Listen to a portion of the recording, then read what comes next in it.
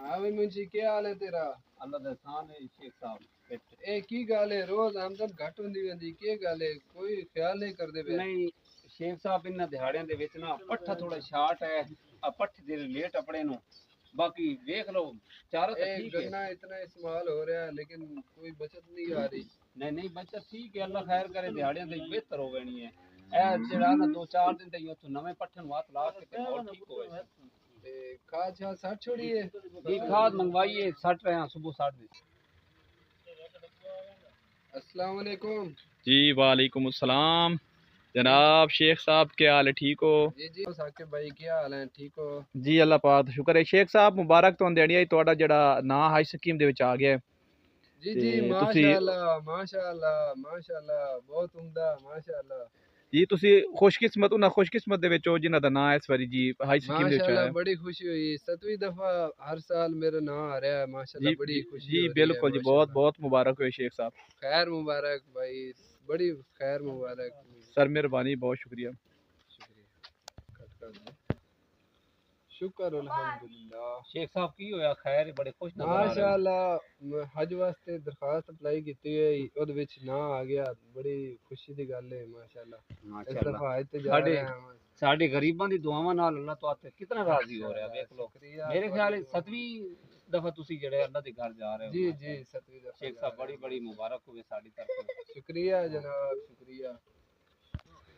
मुंशी ये सारी जायदाद सारा माल डंगर तेरे हवाले असि तो फिर जा रहे हैं हज वास्ते। शेख साहब अल्लाह ताला तो लै वने अगे दी तरह तुहाडे कोल अरसा दराज तो मैं मुलाजमत कर रहा ते मैनू बड़ी खुशी हो रही है कि तुसा मेरे उत्ते जिम्मेवारी सौंपी है। सारे जेडे नौकर हैं उन्होंने दा इत्याद करना। जी ठीक ठीक हो गए। मैं रिश्तेदारों को जा रहा हूँ सारे मिलने वास्ते ये सारी जिम्मेवारी हूँ ਤੁਹਾਡੇ को लिए ठीक है देखभाल करना है तामील इंशाल्लाह। तामील सलाम हो हो जी तामील फिर मुलाकात होगी। तामील।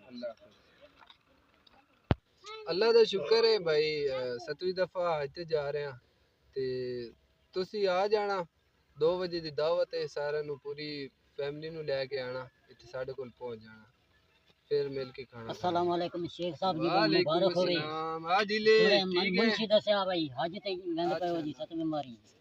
हां जी हज ते जा रहे हैं माशाल्लाह मुबारक हो जी। खैर मुबारक मुंशी। अच्छा तुसी हज ते वेंदे पे हो ते घर वाली तबीयत खराब है ते कोई मन पैसे चाहिए जी। ओ जिले 3 दिन हो गए तू तनख्वाह ले गया हुन मैं दोबारा तन जरूरत पे आ गई। शेख साहब दी दुख सुख दा केड़ा पता लगदा बीमारी दा केड़ा पता लगदा वो जेड़े तुस दिते हैं वो घर सौदा पानी लिया ते बकाए हुन घर वाले तबीयत खराब है उन्हां नु मैं ले वैना मजबूरी बड़ी जी।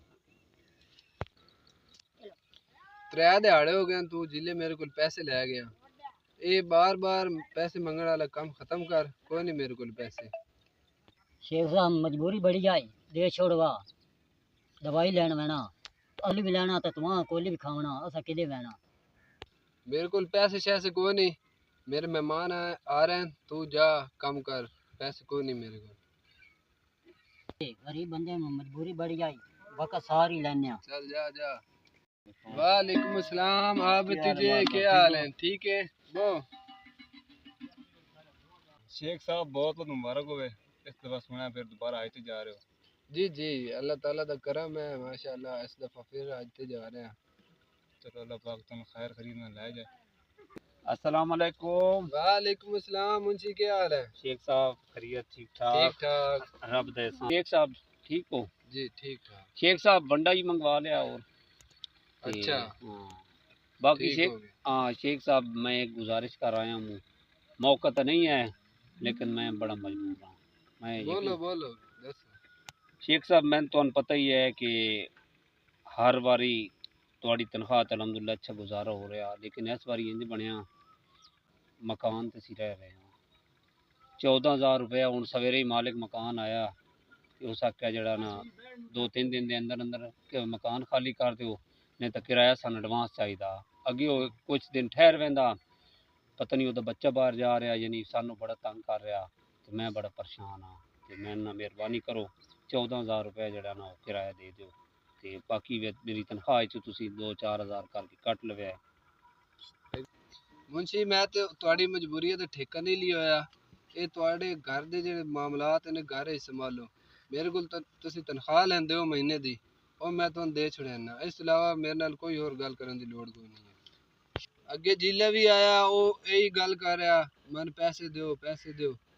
ਮੈਂ ਕੋਈ ਨਹੀਂ ਪੈਸੇ ਦੇਣੇ। ਤੁਹਾਡੀ ਤਨਖਾਹਾਂ ਤੋਂ ਹਟ ਕੇ ਮੈਂ ਸਾਰੇ ਘਰ ਹੀ ਤੁਹਾਡੇ ਮੈਂ ਚਲਾਉਣੇ।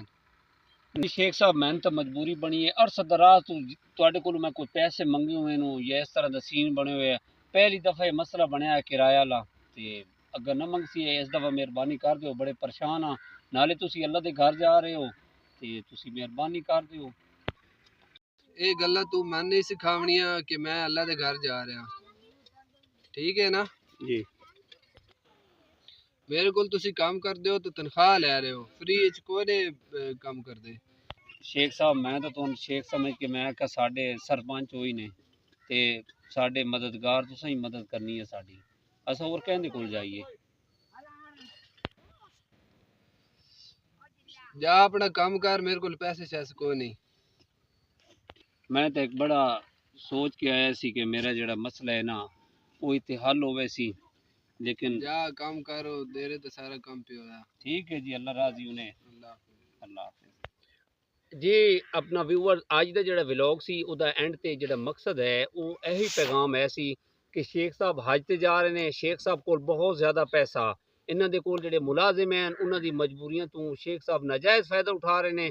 ਇਹਨਾਂ ਦੇ ਕੋਲ ਉਹ ਤਕਰੀਬਨ ਅਰਸਾ ਦਰਾਜ਼ ਤੋਂ ਕੰਮ ਕਰ ਰਹੇ ਨੇ, ਸਾਲਾਂ ਸਾਲ ਕੰਮ ਕਰ ਰਹੇ ਨੇ ਔਰ ਉਹਨਾਂ ਦੇ ਬੱਚੇ ਇਹਨਾਂ ਦੇ ਕੋਲ ਬੁੱਢੇ ਹੁੰਦੇ ਨੇ, ਉਹ ਯਾਨੀ ਕਿ ਜੱਦੀ ਪੁਸ਼ਤੀ ਇਹਨਾਂ ਦੇ ਕੋਲ ਮੁਲਾਜ਼ਮ ਆ ਰਹੇ ਨੇ। ਇਹਨਾਂ ਦੇ ਪਹਿਲੇ ਵਾਲਿਦ ਸਾਹਿਬ ਇਸ ਤਰ੍ਹਾਂ ਕਰਕੇ ਤੇ ਜ਼ਰੂਰਤ ਉਹਨਾਂ ਨੂੰ ਪੈਸੇ ਦੀ, ਉਹਨਾਂ ਦੀ ਮਜਬੂਰੀ ਤੋਂ ਨਜਾਇਜ਼ ਫਾਇਦਾ ਸ਼ੇਖ ਸਾਹਿਬ ਉਠਾ ਰਹੇ ਨੇ। ਸ਼ੇਖ ਸਾਹਿਬ 7-8 ਵਾਰੀ ਹਜ ਤੇ ਜਾ ਰਹੇ ਨੇ ਲੇਕਿਨ ਜਿਹੜੇ ਹਕੂਕੁਲ ਇਬਾਦ ਬੰਦਿਆਂ ਦੇ ਜਿਹੜੇ ਹਕੂਕ ਹਨ ਉਹ ਪੂਰੇ ਨਹੀਂ ਕਰ ਰਹੇ।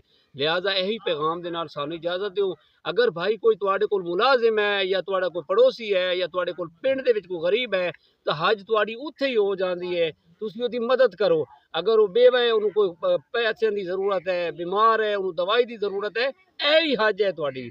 ਇਹ ਹਜ ਜ਼ਰੂਰੀ ਨਹੀਂ ਕਿ ਤੁਸੀਂ ਅੱਲਾ ਦੇ ਘਰ ਜਾ ਕੇ ਤੁਹਾਡੀ ਹਜ ਮਨਜ਼ੂਰ ਹੋਣੀ, ਹਜ ਤੁਹਾਡੀ ਇੱਥੇ ਹੀ ਕਬੂਲ ਹੋ ਜਾਏਗੀ। ਇਸੇ ਪੈਗਾਮ ਦੇ ਨਾਲ ਸਾਨੂੰ ਇਜਾਜ਼ਤ ਦਿਓ ਤੇ ਇਨਸ਼ਾਅੱਲਾ ਉਮੀਦ ਹੈ ਸਾਡੀ ਜਿਹੜੀ ਵਲੌਗ ਹੈ ਤੁਹਾਨੂੰ ਪਸੰਦ ਆਏਗਾ। ਇਹਨੂੰ ਸ਼ੇਅਰ ਕਰੋ ਔਰ ਮੁਲਾਕਾਤ ਹੋਏਗੀ ਅਗਲੇ ਵਲੌਗ ਦੇ ਅੰਦਰ। ਇਸ ਚੈਨਲ ਨੂੰ ਸਬਸਕ੍ਰਾਈਬ ਕਰ ਲਵਿਆ। ਖੁਦਾ ਹਾਫਿਜ਼।